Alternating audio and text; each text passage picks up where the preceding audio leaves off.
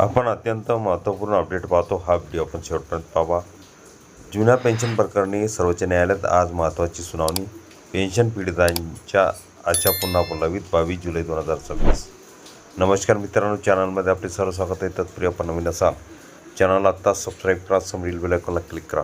निश्चितच नवनवीन अपडेट अखिल दामोदर क्लासेस चॅनलमार्फत सतत आपल्याला पाहायला मिळतील. पाहूया सविस्तर. राज्यातील जुन्या पेन्शन योजनेच्या मागणीसाठी न्यायालयीन लढा देणाऱ्या पेन्शन पीडित कर्मचाऱ्यांसाठी आजचा दिवस अत्यंत महत्त्वाचा ठरणार आहे. सर्वोच्च न्यायालयात प्रलंबित असलेल्या याचिकेवर तातडीने सुनावणी व्हावी यासाठी करण्यात आलेल्या प्रयत्नांना यश मिळाले असून आज दिनांक 21 जुलै 2026 रोजी सकाळी 10:30 वाजता सर्वोच्च न्यायालयाच्या खंडपीठ क्रमांक 11 समोर या प्रकरणाची सुनावणी होणार आहे. मिळालेल्या माहितीनुसार पेन्शन पीडिताच्या वतीने प्रदीप महले आणि सचिन रणदिवे यांनी दिल्ली येथे जाऊन प्रकरणाला लवकर सुनावणी मिळावी यासाठी प्रयत्न केले. 20 जुलै रोजी सर्वोच्च न्यायालयाच्या रजिस्ट्रार बेंचसमोर तातडीने सुनावणीसाठी अर्जन्सी मेन्शिंग करण्यात आला. हा अर्ज मंजूर झाल्यानंतर संबंधित याचिका आज नियमित सुनावणीसाठी सूचीबद्ध करण्यात आली आहे. या प्रकरणाची सुनावणी न्यायमूर्ती अरविंद कुमार आणि न्यायमूर्ती व्ही मोहना यांच्या खंडपीठासमोर होणार असून सुनावणीच्या यादीत या प्रकरणाचा क्रमांक 804 आहे. त्यामुळे अनेक महिन्यापासून प्रतीक्षा करणाऱ्या हजारो पेन्शन पीडित कर्मचाऱ्यांच्या अपेक्षा या सुनावणीकडे लागल्या आहेत.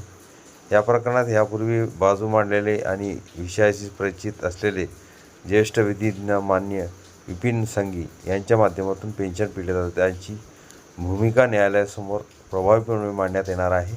प्रकरणाची नियमित सुनावणी व्हावी आणि याचिकेतील मुद्द्यावर सविस्तर युक्तिवाद करण्याची संधी मिळावी यासाठी त्यांच्याकडून प्रयत्न केले जाणार असल्याचे सांगण्यात आले आहे.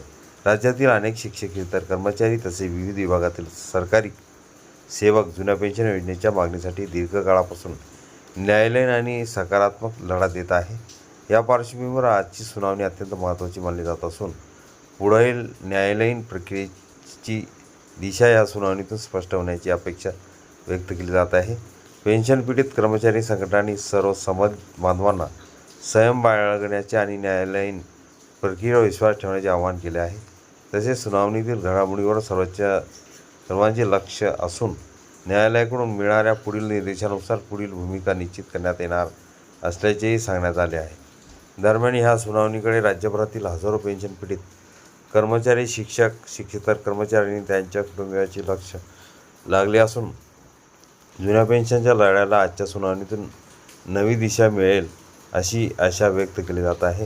हा व्हिडिओ उपयोगी वाटला असेल लाईक, शेअर आणि अखिल दामोदर क्लासेस चॅनलला सबस्क्राईब करा, लाईक करा, कमेंट्स करा. मित्रांना शेअर करायला विसरू नका. असेच नवनवीन अपडेट आपल्यापर्यंत सहज पोहोचतील.